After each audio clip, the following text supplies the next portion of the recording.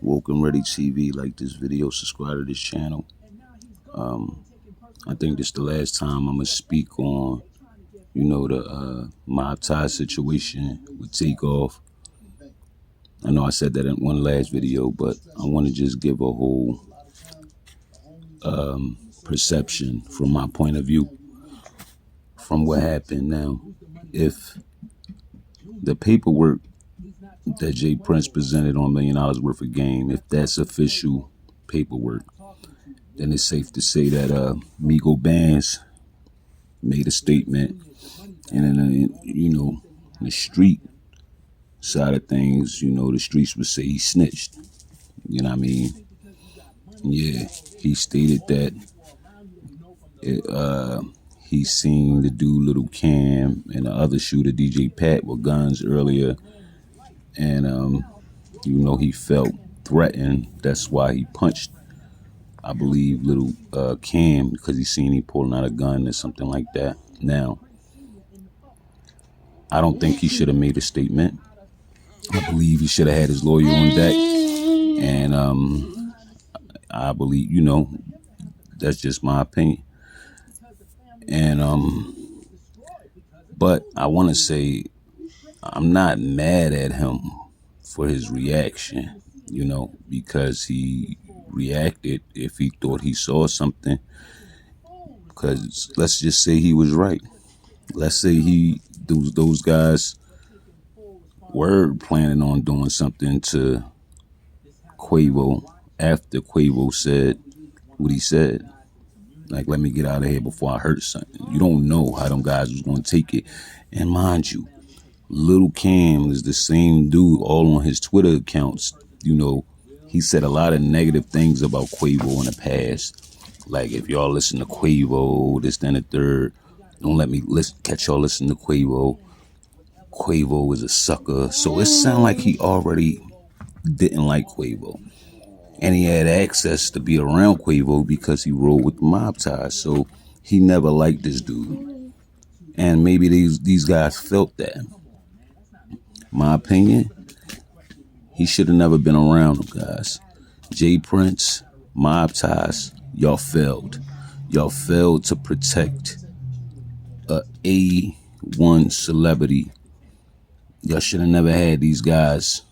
They shouldn't even have been in the same room with, Quavo and Takeoff. You know what I'm saying? These guys obviously street dudes that, you can look at their track record. Their record speak for itself. I think Lil Cam, he had, priors blowing up ATMs and shit like that. DJ Pat, he had a murder before that he beat in a club, something like that. So, y'all had these guys around y'all for a reason. Y'all felt like this was, y'all protection. Y'all street guys, y'all probably grew up with it, whatever. But sometimes you got to keep dudes where they at. And Jay Prince said that on the $1 million worth of game, but he didn't say it directly. He said, leave these guys in the streets. You can't get mad for Quavo bringing Migo Bands out with him because, that's their guy. That's their guy. You're the E1 celebrity. No one really have a right to tell you who to bring with you, you know what I'm saying? Especially if that guy is known for protecting you or known for being who he is. So maybe he did overreact, but maybe he reacted at the right time, but it was the wrong time for Takeoff. So I just feel like if he punched Cam or whatever, and he did what he did, how did they completely miss him and shoot Takeoff? Why is Takeoff dead? Shot twice. They say he got shot twice. It wasn't his murder. His gun wasn't the murder weapon. It was their gun. And I still feel the way I feel. I feel like Jay Prince shouldn't even be speaking on the situation at all because he wasn't there. And it sounds like he's just trying to protect his son and his family. You know what I'm saying? Jay Prince Jr. said something. He said he went to go, wash his hands and all that. Everybody forget the point, like, you know what I mean, that when all this happened, before all this happened, he was taking pictures, and J. Prince Jr. had the dead president stuff on his face the whole night. That white paint. When we seen the video afterwards, when Takeoff was laying on the ground, he didn't have the white paint on his face. So mind you, I don't know what he was thinking, but I'm, guessing that he knew he was on camera. He knew it's a dead body. He wasn't thinking. He panicked. He ran to the bathroom. He didn't wash no blood off his hands. He went to go wash the paint off his face because he knew all night he was on camera with paint on his face. So maybe he just thinking, okay, like I can probably spin it depending on what angle they got. I could just say I wasn't there. You know what I mean? Because I had the paint on my face. Now I ain't got the paint on my face. I don't know. Maybe that's a little too far fetched. But don't forget about that paint that he had on his face. That's all I'm saying. You know what I mean? I think a lot of people overlook that. You know what I mean?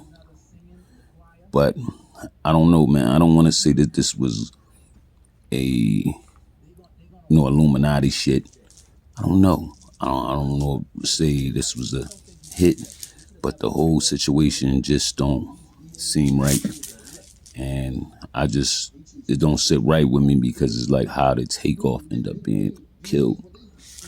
Maybe he was too close. I don't know. It's just funny that he was the one that got killed, and especially after the video, the messy video, and little subliminal things like that. After that, he just was the one that ended up dying. Man, it's crazy, man. Rest in peace to Takeoff. I don't know, man. That's just my thought to the situation. I don't think Migo Band should have said anything. And I think that is more that we don't know. I know that there's more that we don't know. We probably never will know. But I don't think J. Prince should have said anything. I don't think Gillie and Wallo should have got involved.